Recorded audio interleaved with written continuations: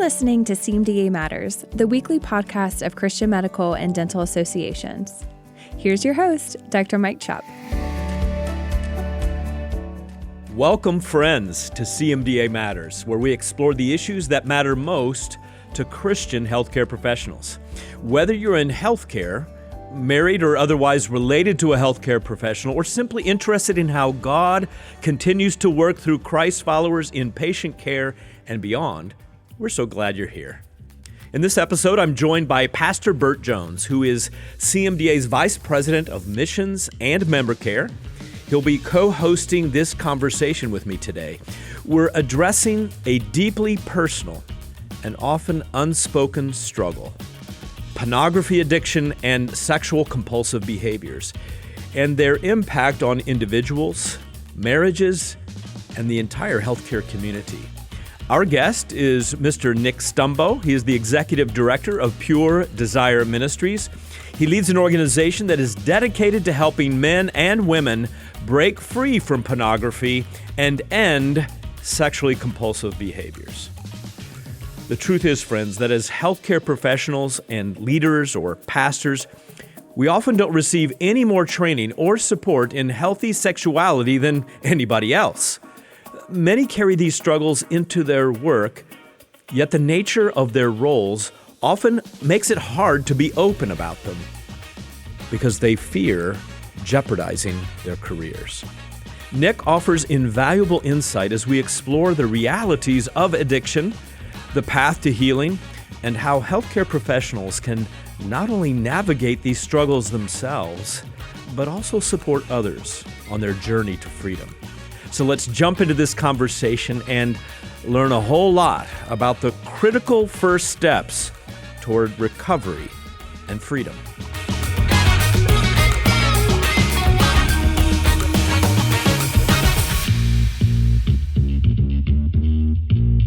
Pastor Bert, welcome back to CMDA Matters. And, from time to time, you hear as head of our Center for Wellbeing from healthcare professionals, physicians included, who have struggled or are struggling with this issue of pornography. Yeah. In fact, we just received a phone call from one of our members who had gone through this, had been helped by this ministry we're going to be talking to today.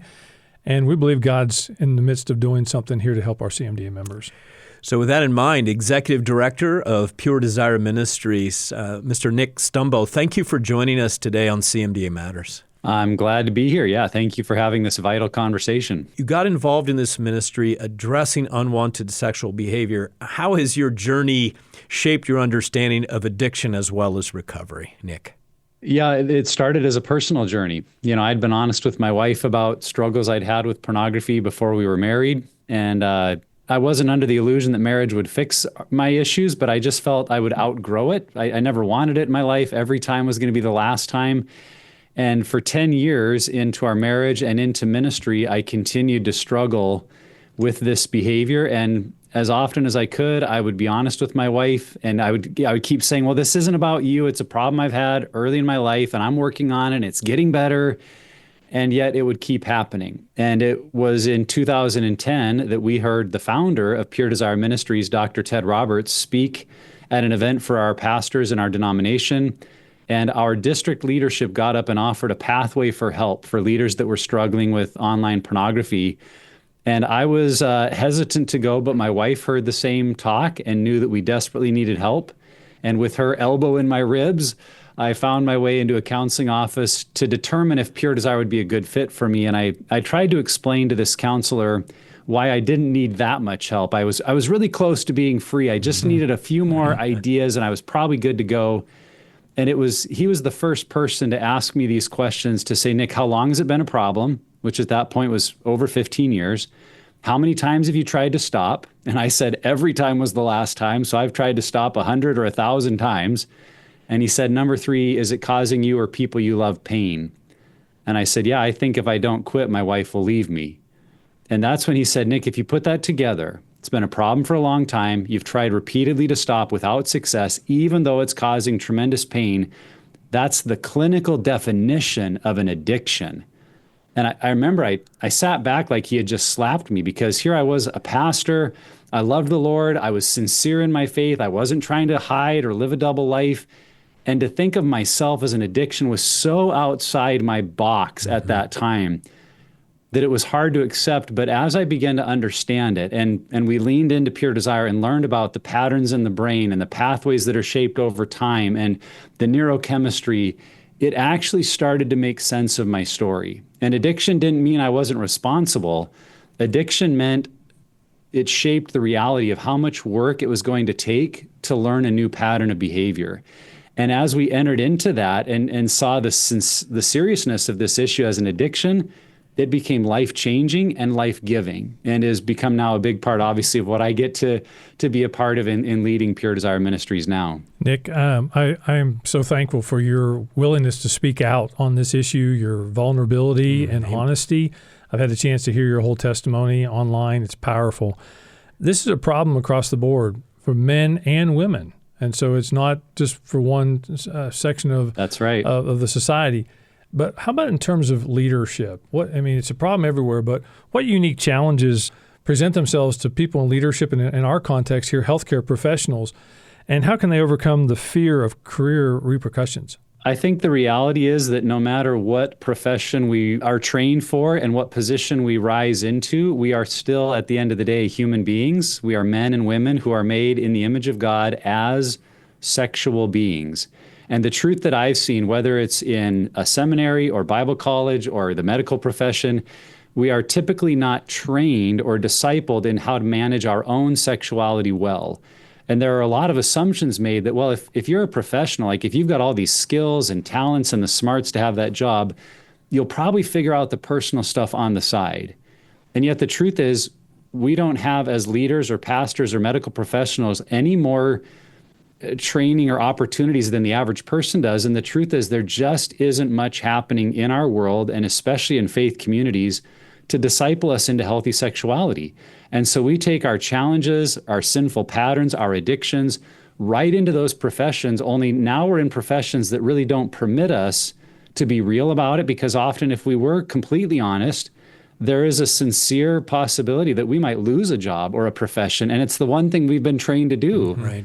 We get trapped. It's really a double bind of I want help, but if I seek help, I might lose everything.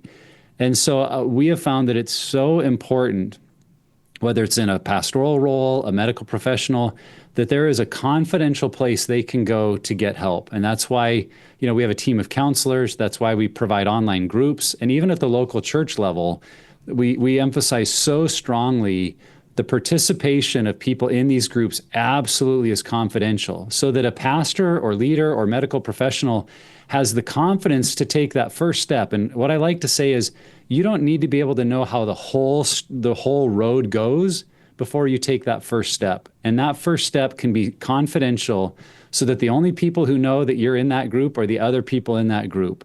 And in creating those kind of safe environments, then anyone can get help, no matter what title they have behind their name. So why don't you unpack that, Nick? I have a feeling what you've just shared in the last 60 seconds, maybe some people are on their treadmills or walking outside and exercising. Maybe they're listening in their car and like, oh my, we're talking about something that's hitting very close to home for me. I have talked with thousands of healthcare professionals in my career, including some heading for the mission field, including some who are coming back from the mission field, and this is an issue. Now, like you, they may not admit they may not say this is an addiction. So you've talked about a first step. They've been able to keep this a secret. No one knows, not even a spouse. So what does that look like, engaging with pure desire to start going down the path for recovery? Let me first address a mindset there that I think is very common, where we feel like and I was in it for 10 years of, this is only happening once in a while. Is it really that big of a deal? And maybe we feel the guilt and shame that, okay, the people I love don't know everything, but is it really that bad?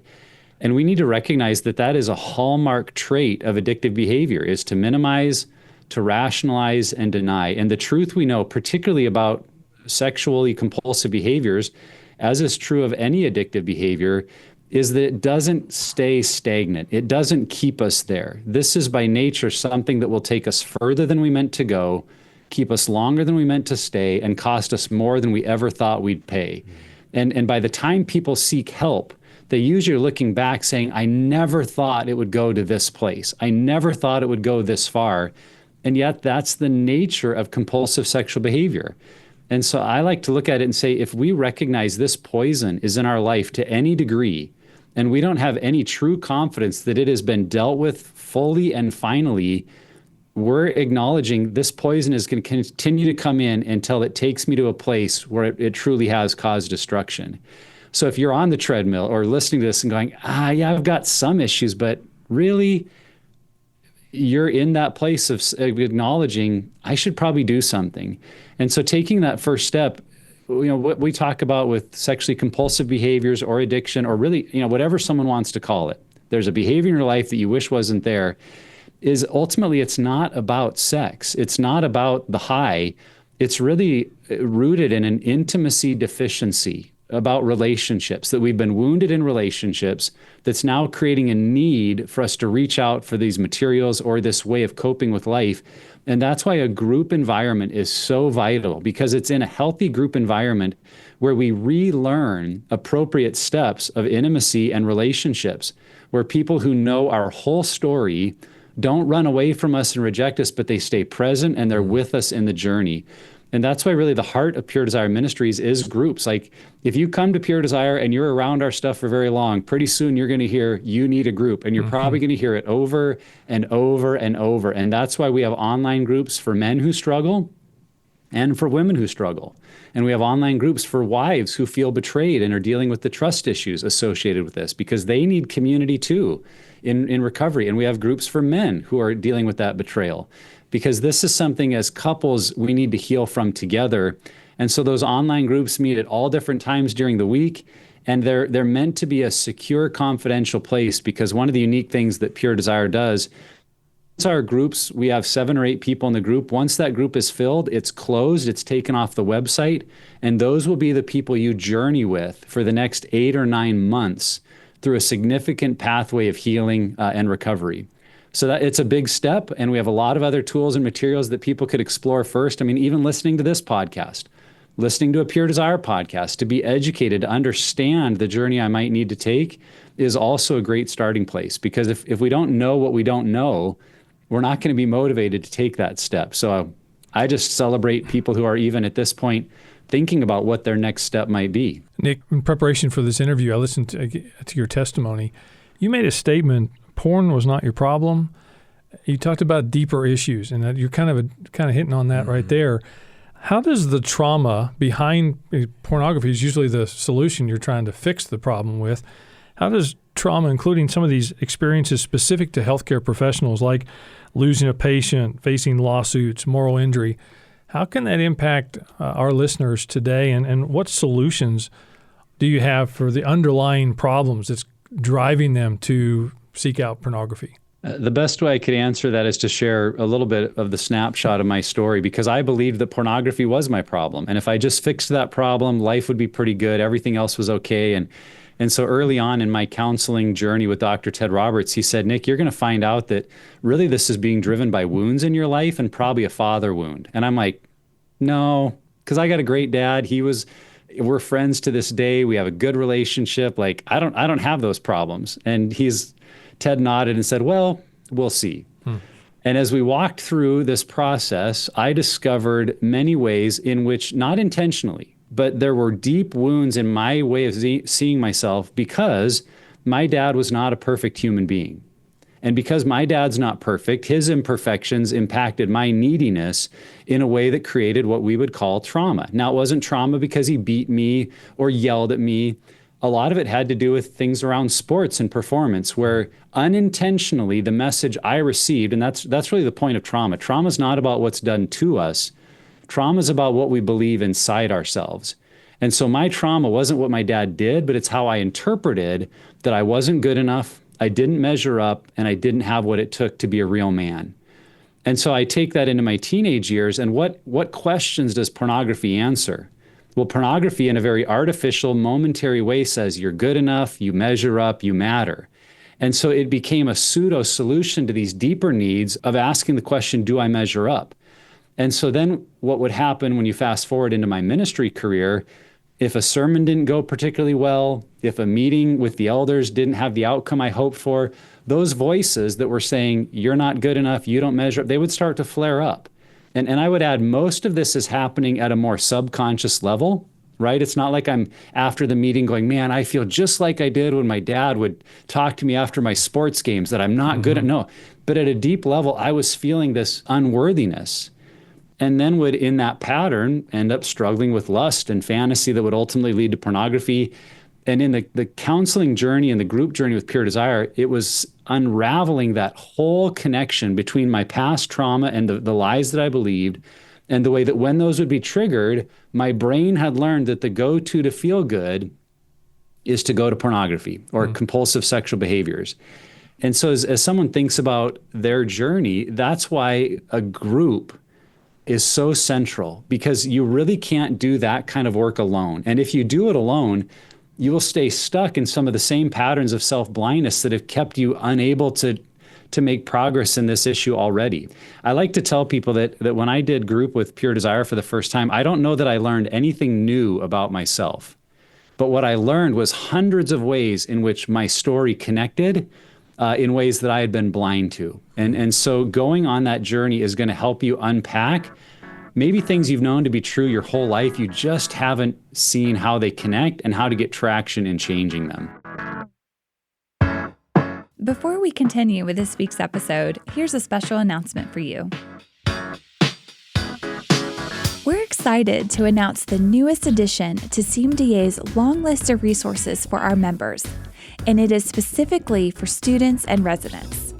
Called Standing Strong in Training, this new curriculum helps healthcare students and residents stand up against the cultural pressures facing Christians within healthcare today.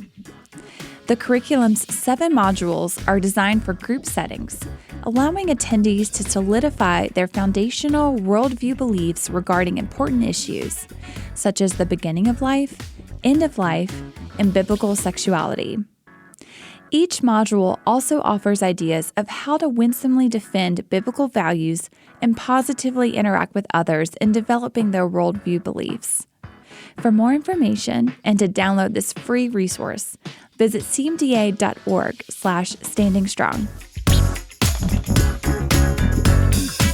Time is running out to register for the 2025 CMDA National Convention in St. Charles, Missouri on May 1st through 4th. Sponsored by Samaritan's Purse, this is the premier event for healthcare professionals, residents, students, and spouses to gather in community together. Our guest speakers include Dr. Eric McLaughlin, Ryan Baumberger, Aaron Hawley, and more. We can't wait to gather together and for God to show us how we can each be a spoke in the wheel for Christ in healthcare. So reserve your spot now. For more information and to register, visit natcon.cmda.org. Let's jump right back into this week's episode. Nick, I'm sure that a lot of people who are listening to this podcast right now who are struggling with this addiction to pornography have probably tried some form of help at this point. You think about traditional forms of recovery. How is Pure Desire Ministries different? What's your approach? You mentioned small groups, but are there other things that you guys are doing that are different to helping people unpack this and see some success in that? One of our core values as a ministry is to be biblically based and clinically informed. So we believe that God made the brain, that God designed our reward systems and the pleasure centers, and we believe that sin and Satan hijack those very good systems for evil purposes. And when we can understand what's happening at a brain and a neurobiological level in the addictive process, and the way that links to things like trauma and how we've learned to respond to pain, and how all of that is biblical, and not that we're like leaving the Bible behind and then going and doing some modern science thing, that no, this is all unpacking God's creation and the fallenness of humanity and how it works out in our sinful choices, and creating that in a group environment that is really meant to be not just a quick fix. You know, I think some people are probably already reeling from when I said these might be 8 or 9 month groups, because we're kind of conditioned to think, well, like, just give me 3 steps, or couldn't we just have a powerful men's weekend and we deal with this? But these are patterns that have been rooted in our brain. And often by the time we're really facing them, we're talking about 20 or 30 years of believing and behaving the same way. And so to unravel that is not just a process of awareness, it's actually a process of walking in a new way and doing that over time long enough that the brain relearns. One of the things we talk about is that we're not here to just stop a behavior. We're here to change the way you do life and to see that the behavior is the outcome of the way you do life. So I would say, and not to, I certainly don't want to put down or criticize any effort to help in this area because I believe it's all needed. But many approaches are really behavior focused. It's snap the rubber band, it's divert the eyes, it's have all the software, it's all the accountability software, and all those things are good and helpful. But they don't get at the heart or the deeper issues that are driving the behavior. And sooner or later, if those aren't dealt with, it's going to come back up, either in the same areas or into new addictive kind of patterns. And I think that's what makes us different is we're really looking at holistic change and involving the whole the couple if possible, because many other programs also kind of have a mindset that like, let's take the struggler, let's send them off to the woods for a 45-day retreat, let's fix them all up and shine them up and send them home, and now everything's good. Only they haven't learned how to do recovery in real life with their family, with the pressure of jobs and the world around them. And those programs can be tremendously effective in their context. But I think we've seen that often they don't translate into now doing life in a new way. And so that's where our groups are meant to be clinical level work, but done in the ebb and flow of everyday life so that I learn to be healthy in the context in which God has put me, whether I'm serving overseas somewhere or in a job in my local community. Like I've got to learn to be healthy there with the pressures of life and family. And that's what can happen in the process of a group. Yeah, I was going to say the next trauma triggers. I mean, they get the quick fix, but the next trauma triggers it. Yeah. Well, in just a few minutes, we're going to talk about a ministry that, Pastor Bert, that you're launching within CMDA in conjunction, partnership with Pure Desire, and calling it Secret Struggle. And so Secret Struggle, that's suggesting that no one knows about what's going on. Clearly, in your story, your wife knew when you were having these struggles. I'm just curious, how does pornography impact, in general, spouses? I'm sure every story is a little bit different, but those relationships. And I was surprised to read that from some of your materials that it's not just a reveal and then an asking a repentance and asking forgiveness, and somehow things are all rosy in terms of relationships. So talk about this impact and why is it difficult and maybe a little bit risky just to dump on your spouse and say, this is my problem I've been struggling with. I wanted to tell you. Yeah, when the desire to disclose, the desire to be truthful is a very good desire. But sometimes in that desire, and we've even seen a lot of churches will kind of coach us like, go home tonight and tell them everything. And we go home and it's what I would call emotional vomiting. We get it all out. Ugh. And you know what? We feel better just like we do after we throw up. But the mess is on everybody else and they're left to clean it up. And very often they don't have the resources or the support to walk through that mess. And what we're finding is very often that is a traumatic experience. And what's more, because we haven't really taken the time to do some of our work to process fully everything that has happened, that it tends to become staggered disclosure. That moment of truth leads to a whole bunch more of, oh yeahs, and I forgot about, and now the spouse is asking questions, and what about this? And well, yeah, that's true. And over time, what research has shown is that staggered disclosure can leave a betrayed spouse with the emotional profile of a rape victim. And that sounds very extreme, but it underscores the impact that sexually compulsive behaviors have on a relationship. Because if we think even biblically about what God says of our marriage, the two become one flesh, that this is intended to be the intimacy of a relationship that mimics the intimacy that the church has with Christ, that they are completely, and is in the Genesis 2 and 3 narrative, completely exposed and naked before one another in a way that is completely without shame, without fear. And so in that intended perfect bond, you enter in the division of pornography, that one of the partners is now objectifying and looking at other women, is doing what we would call from Matthew chapter 5, lusting of the mind, adultery of the mind, going outside of the marriage. and into areas that now cause a spouse to question everything they know. Am I good enough? Am I beautiful? Am I loved? Is what we have true?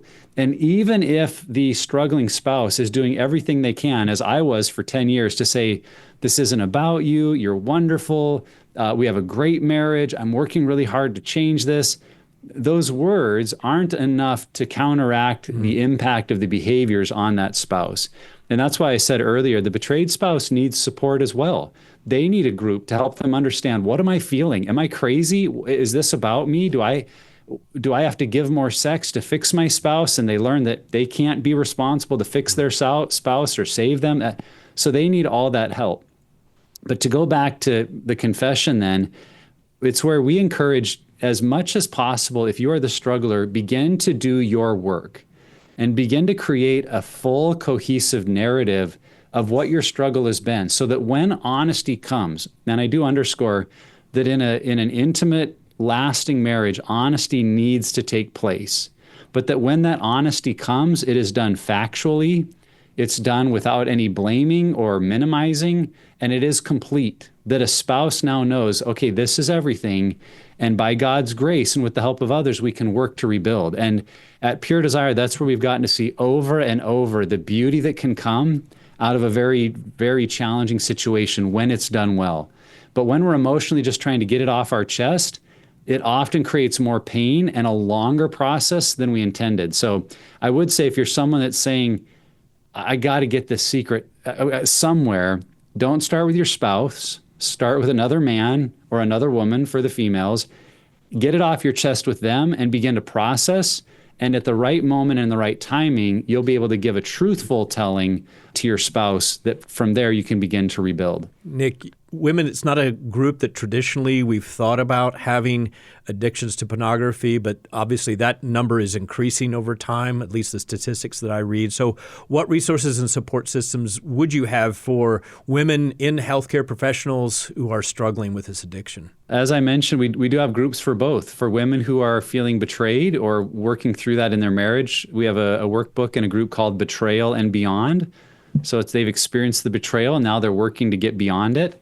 But we also know that women struggle. You know, last year we did some research with the Barna Group and found out that among practicing Christians, 54% of all practicing Christians would now say that to some degree they are viewing pornography.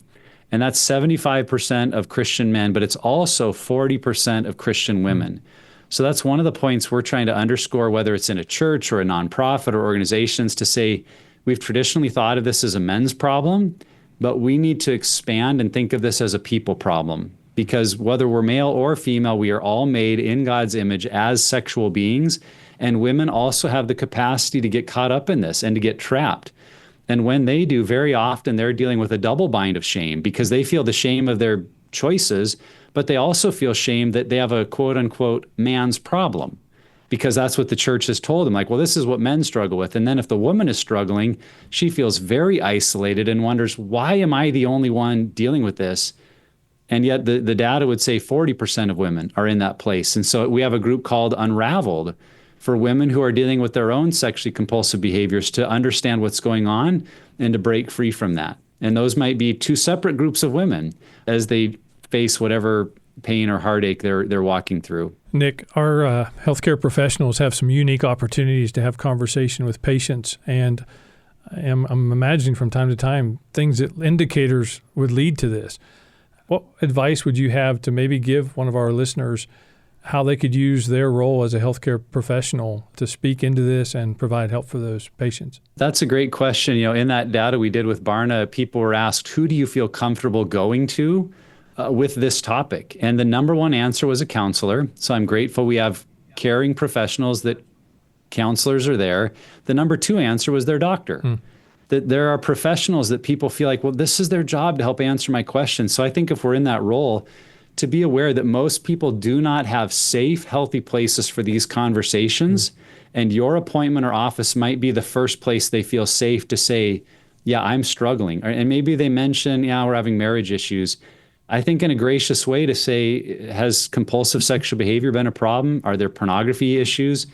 What does it look like for me to care for you and provide help? Because as we also know, what's happening at a very deep emotional, mental level will eventually impact us at a physical level. That the levels of stress or shame or burden we carry will become often resulting in physical symptoms. And so in our care and in our work with clients, to just be aware of, man, there might be some deep-seated relationship issues around sexual brokenness or dysfunction that maybe in just a list of questions we ask to show care, to just say, hey, I'd like to explore all the areas that might be impacting your life. Is any of this true? And if you get, a yes response, to be willing to lean into that, and then to have also at the same time the freedom, if you're not a trained counselor in sexual addiction recovery, to say, man, I would like to resource you to people that do this for a living, that could help, that you're not alone. And then being able to provide that care through a referral to maybe a group like Pure Desire or others that could provide a high level of competent care for them. Nick, I'm just so thankful for you being on the podcast today and for speaking out on these issues, and looking forward to the CMDA partnership with you guys. Me too. I think it's one of the biggest messages we all need to hear is that you are not alone. Mm-hmm. If you're struggling, you're thinking, I've derailed my career. If people knew they'd reject me, that thought has been felt 1,000 times by 1,000 other people around you. And I've worked with them in groups over and over. And to hear a group member say, it's just so incredible to realize the things I'm dealing with, I wasn't the only one. And when I opened up that door, others walked in and said, man, we're with you, and what a difference that made. So thank you for having the conversation, for being willing to address it. And I pray that it leads to a real avalanche of change within the organization. Mike, one other thing I wanted to add is just yesterday I was telling someone about this new ministry at CMDA, and they were so intrigued, so passionate about this ministry, and they've already volunteered to be a part of our team. So if you're listening to this, you may not be struggling with the pornography, or maybe you have in the past and have gotten help, but you want to be involved in this ministry, we'd love to talk to you. Reach out to me at pbj@cmda.org, and I can tell you more details about what's going on. God bless you. Thanks for joining us today. Thanks, Nick. Blessings, guys. I appreciate it.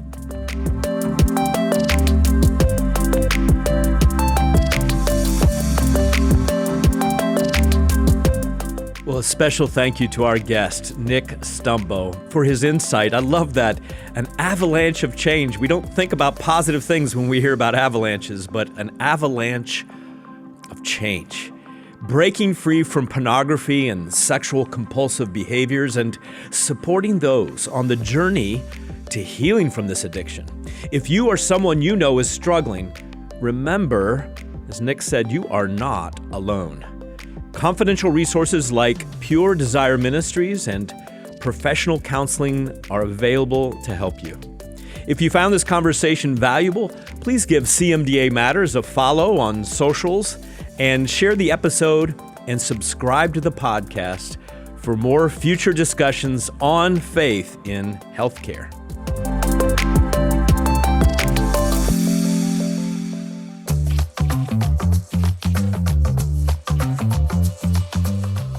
From May 1st through the 4th in St. Charles, Missouri, more than 1,000 Christian healthcare professionals and spouses will come together to enjoy heartfelt community.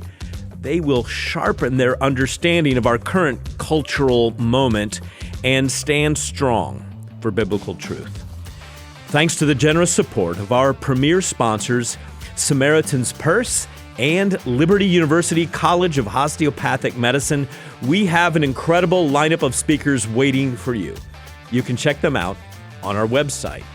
Friends, let's make this the biggest CMDA national convention ever. Register now and be a part of something truly amazing. Plus, if you are a first-time attendee, you will receive $100 off your registration fees. You don't want to miss this opportunity to be inspired and equipped. So register today by going to natcon.cmda.org. This year's convention actually marks the 8th annual CMDA VIE poster session. It's a unique opportunity for students as well as residents to present scholarly work and receive academic mentorship within CMDA.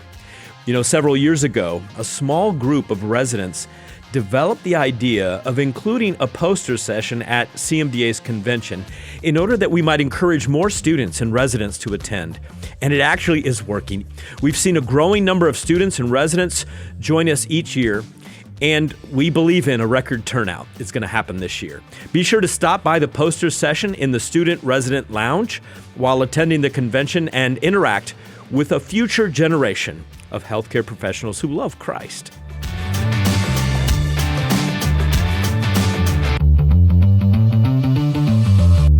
And as I close this week's program, I just want to give a shout out to our CMDA Matters production team, including Rusty Sluter, our sound engineer, Pablo Rivas, who is our social media specialist, my executive assistant who sets up all these interviews on the calendar, Terry Bailey, and our newest member addition to the team is our new producer, Miss Kat Denton from Abingdon, Virginia. Welcome, Kat, and thanks for making CMDA Matters possible.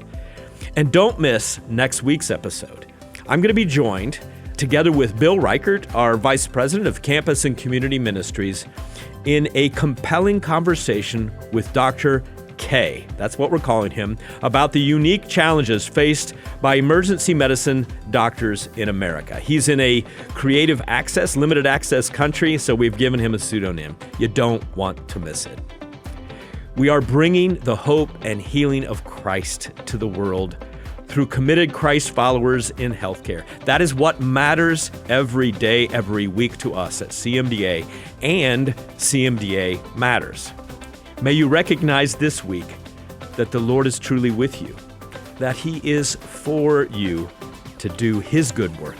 Thanks for listening today, and we'll see you next time, Lord willing, on CMDA Matters. Thanks for listening to CMDA Matters. If you would like to suggest a future guest or share a comment with us, please email cmdamatters@cmda.org. And if you like the podcast, be sure to give us a 5-star rating and share it on your favorite social media platform. This podcast has been a production of Christian Medical and Dental Associations. The opinions expressed by guests on this podcast are not necessarily endorsed by Christian Medical and Dental Associations. CMDA is a nonpartisan organization that does not endorse political parties or candidates for public office. The views expressed on this podcast reflect judgments regarding principles and values held by CMDA and its members, and are not intended to imply endorsement of any political party or candidate.